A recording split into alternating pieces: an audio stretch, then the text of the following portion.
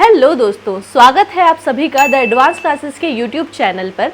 मैं महिमा, आपकी रीजनिंग फैकल्टी। आज हम बात करेंगे एक ऐसे टॉपिक के बारे में जो लाखों स्टूडेंट के ड्रीम से जुड़ा है, बैंक पीओ। क्या आप भी चाहते हैं कि पहले ही अटेम्प्ट में आप ये एग्जाम क्रैक कर लें? मुश्किल है पर नामुमकिन नहीं। अगर हाँ तो this video is for you. देखिए, बैंक पीओ एक हाईली सॉट आफ्टर जॉब है जहाँ आपको मिलता है स्टेबल करियर, फाइनेंशियल फ्रीडम और एक अच्छी अपॉर्चुनिटी फ्यूचर ग्रोथ के लिए भी। लेकिन कंपटीशन भी उतना ही तगड़ा है। बहुत सारे बच्चे अप्लाई करते हैं, थाउजेंड ऑफ एस्पिरेंट्स हर साल एग्जाम देते हैं। How will you crack the exam? आप उनमें से कैसे अलग हो सकते हैं? आज मैं आपको बताने जा रही हूँ 5 पॉइंट स्ट्रैटेजी। अगर आपने ये फॉलो की है तो डेफिनेटली आप एग्जाम क्रैक करेंगे। पहला सबसे जरूरी point, understand the exam, know your battlefield. किसी भी जंग में उतरने से पहले हमें उसके बारे में पूरी जानकारी होनी चाहिए, और यहाँ हमारी बैटलफील्ड है बैंक पीओ का एग्जाम। सबसे पहले हमें समझना होगा सिलेबस एंड एग्जाम पैटर्न। आप डिटेल सिलेबस को डाउनलोड कीजिए।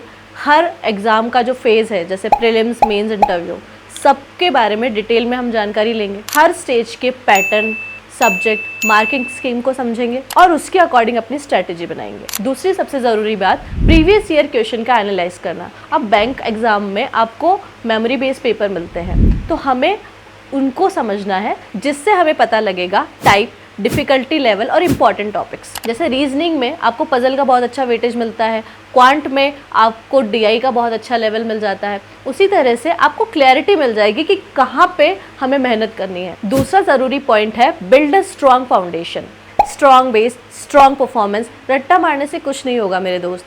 कॉन्सेप्ट की क्लैरिटी होना बहुत ज़रूरी है। सब्जेक्ट वाइज अप्रोच बहुत ज़रूरी है। जैसे क्वांट में आपको पता है कि बेसिक कैलकुलेशन, अर्थमेटिक के कॉन्सेप्ट, ये सब बहुत ज़रूरी है, तो हमें उस पर काम करना है। रीजनिंग में पजल, सिटिंग अरेंजमेंट, सिलॉगिज्म जैसे बहुत इंपॉर्टेंट टॉपिक्स पे हमें और ज़्यादा ध्यान देना है। इंग्लिश में हमें वोकेबलरी स्ट्रॉन्ग होनी चाहिए, हमें आर्टिकल्स पढ़ने चाहिए, ठीक है। उसी तरह से जीके जीएस में हमें बैंकिंग, करंट अफेयर्स को और ध्यान से फोकस होके पढ़ना है। हमें अपनी प्रिपरेशन बेसिक से एडवांस लेवल तक लेके जानी है। पहले हम इजी चीज़ों पे जाएंगे, फिर धीरे धीरे हम डिफ़िकल्टी लेवल को इंक्रीज़ करेंगे। हमारा तीसरा इंपॉर्टेंट पॉइंट है practice and time management. Practice till you perfect. केवल पढ़ने से काम नहीं होगा, प्रैक्टिस बहुत ज़रूरी है, क्योंकि बैंकिंग एग्ज़ाम में आपकी स्पीड बहुत मैटर करती है। उसको इंक्रीज़ करने के लिए हमें क्या करना है? सबसे पहले मॉक टेस्ट दीजिए रेगुलर बेसिस पे। वीक में कम से कम 2 तो फुल मॉक दीजिए। दूसरा पॉइंट, जब आपने मॉक टेस्ट दे दिया तो केवल उसको दे के ख़त्म मत करिए, उसका डिटेल्ड एनालिसिस करिए। कहाँ आपने गलती करी, कौन सा क्वेश्चन आपको समझ नहीं आया, किस पे आपको और ज़्यादा वर्क करने की ज़रूरत है, समझिए। थर्ड है टाइम मैनेजमेंट। जब आपने मॉक टेस्ट दिया, उसका डिटेल एनालिसिस किया, उसके बाद आप ये चेक कीजिए कि आपका स्पीड और एक्यूरेसी कहाँ जा रहा है। किन क्वेश्चन को करने में आपको ज़्यादा टाइम लग रहा है, कौन से क्वेश्चन आपके 100% सही सॉल्व हो रहे हैं। ये हमें छोटे छोटे पॉइंट्स है, पर बहुत ध्यान से हमें चीज़ों के बारे में ध्यान रखना है। फोर्थ इंपॉर्टेंट पॉइंट है current affairs and banking awareness. Stay updated.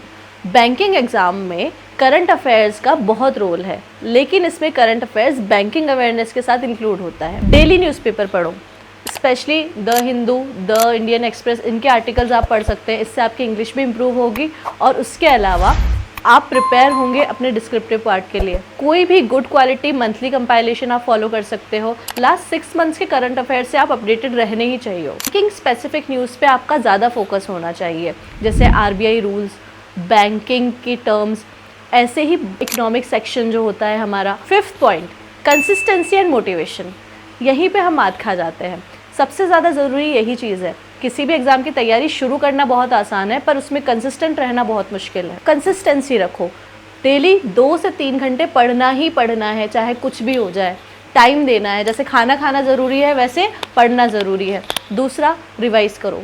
जो भी आप पढ़ रहे हो, जो भी टॉपिक्स आपके कवर हो रहे हैं, उसका रिवीजन करो। चाहे वीकली 3 डेज़ रिवीजन साइकिल, जो आपको सूट करता है वो आप फॉलो कर सकते हैं।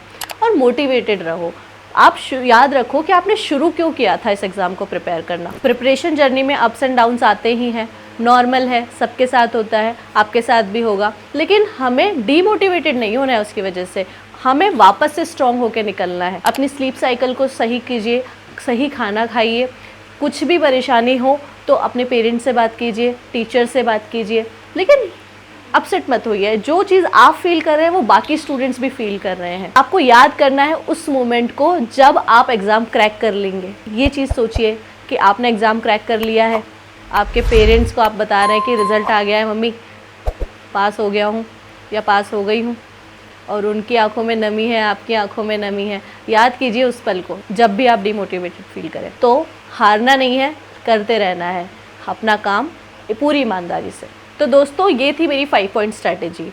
रिमेंबर, हार्ड वर्क के साथ साथ स्मार्ट वर्क भी बहुत ज़रूरी है। पहले अटेम्प्ट में एग्जाम क्रैक करना पॉसिबल है, पर हमें डेडिकेशन चाहिए, कंसिस्टेंसी चाहिए और हारना नहीं है, करते रहना है, हो जाएगा हमारा एग्जाम क्लियर। तो दोस्तों, ये थी मेरी 5 point strategy. Hard work with smart work is the key to success. पहले अटेम्प्ट में बैंक पीओ एग्जाम क्रैक करना पॉसिबल है, मुश्किल है लेकिन पॉसिबल है। डेडिकेशन चाहिए, कंसिस्टेंसी चाहिए, go slow, understand the process. जल्दीबाजी नहीं करनी है, हमें समझना है और फिर प्रिपरेशन स्टार्ट करनी है। आपकी तैयारी को और आसान बनाने के लिए एडवांस क्लासेस आने वाले टाइम में आपके लिए बहुत बड़े सरप्राइजेस लेके आने वाला है, तो जुड़े रहिए हमारे साथ।